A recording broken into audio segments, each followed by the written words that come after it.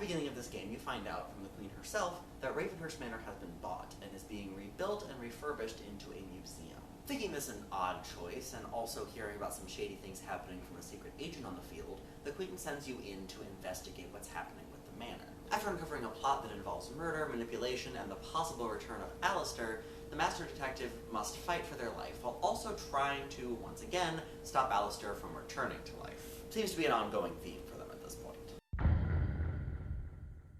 This game has a nice air of mystery around it. With most of the Ravenhearst games, you know full well who the bad guy is. The first Ravenhearst game has kind of a slow burn toward the reveal that Charles is the bad guy, but from that moment on, all Ravenhearst-specific games very clearly shows that Charles is the main bad guy. This game doesn't have a clear-cut villain at first, or at least you don't know who the villain is at the very beginning. You don't know who bought Ravenhearst Manor and who's behind all of this sinister goings-on. You know that the manor was not just bought to make a museum. And once you do actually meet the person who bought the manor, it's clear that he's under some sort of a trance, so the mystery continues. Eventually those questions do get answered, and the answers are less than satisfactory, to say the least. But until they get answered, the atmosphere is nice. This game, unlike any of the previous Ravenhearst games before it, allows us to actually walk around the manor itself. The first Ravenhearst game, of course, took place before the creator put the option to walk around into the games, and the sequels took place in locations underneath the manor.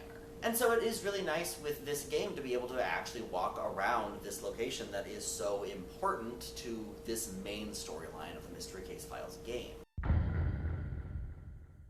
When reviewing these games, I do my best not to provide any major spoilers for the game that I'm talking about. I may throw in some minor spoilers here and there, and I did mention at the beginning of this series that if I'm talking about a sequel, that I'll more than likely spoil the game before it, just because of the nature of sequels, but I do my best not to provide any major spoilers, just because I want people to be able to watch these videos even if they haven't played the games. However, I can't really talk about the negative aspects of this game without giving massive spoilers, so fair warning, massive spoilers ahead. I'll go ahead and give a quick wrap-up here, just in case anyone is curious about my unspoiled final thoughts. This game is weird to judge, because while I do, for the most part, enjoy playing it, the timeline and the way that the timeline affects the overall timeline of the Ravenhearst series is just way too messy. Nothing is explained, and when they do kind of try to explain, it's not a good explanation, so it makes it difficult to give this game a concrete score.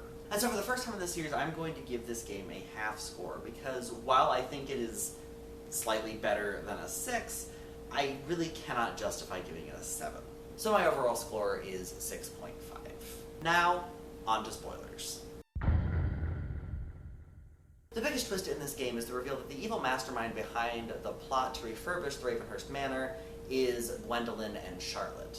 For those who may not remember, because I did make the video that includes these characters a while ago, Gwendolyn and Charlotte are the twins that you save from Ravenhearst Manor, first in Return to Ravenhearst, and then again in Escape from Ravenhearst. Turns out, they're evil. Why?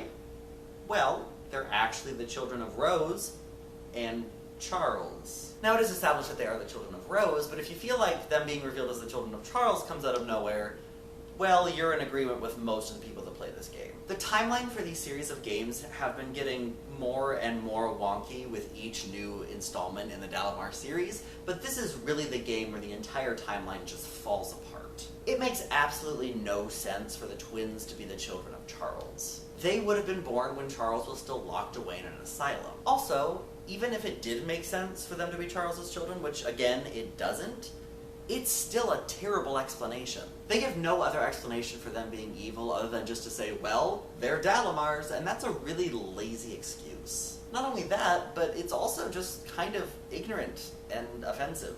It's like saying, well, your parents are a psychopath, therefore you are inevitably going to become one as well. And it's just not accurate, and quite frankly, it shouldn't have been included in this game at all. I almost wish that they had revealed that Charlotte and Gwendolyn weren't actually related to Charles and Alistair, but were instead manipulated into believing that they were, and so they would then feel beholden to Alistair. Because that would have made them being evil more interesting, and it would have made Alistair more interesting. But nope, they're just Dalamars, and therefore they were always destined to become evil. Because, you know, that makes far more sense. A very minor thing after that particular rant, but this game also tries to say that Victor, who you may remember as Charles' son, who was one of the main antagonists in the first two sequels of Ravenhearst, was also the son of Rose. Victor is older than the twins, so him being the son of Rose makes even less sense. It was also needed far less as well.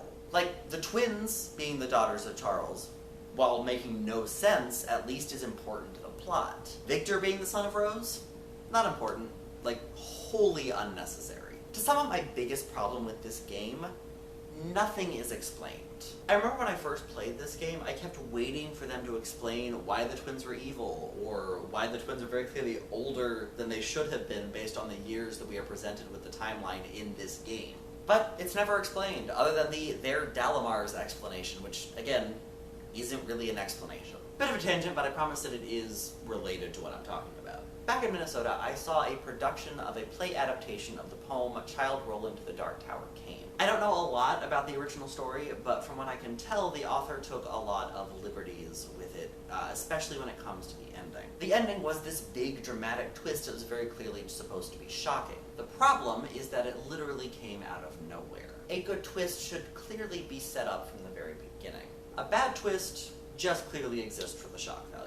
I felt that very much about this ending to the play that I saw, and I feel it very strongly about this game as well. The twins being evil seems to exist just for the shock value, and that is not a good enough reason to take two people that you saved in two separate games and turn them into the main antagonists. Also, one of the biggest things is that the design of the house looks like a key, and that is also never explained. And I know that it's such a small thing compared to the main antagonists, but it's just another thing on top of this that also just wasn't explained. It's frustrating, because I do enjoy playing this game. But the more I think about just the wonky timeline and the weak explanation to the antagonists and the weak explanation to just anything in general, it is hard for me to justify giving this a high score. Hence, the 6.5 rating. So with all of that being said, I will see all of you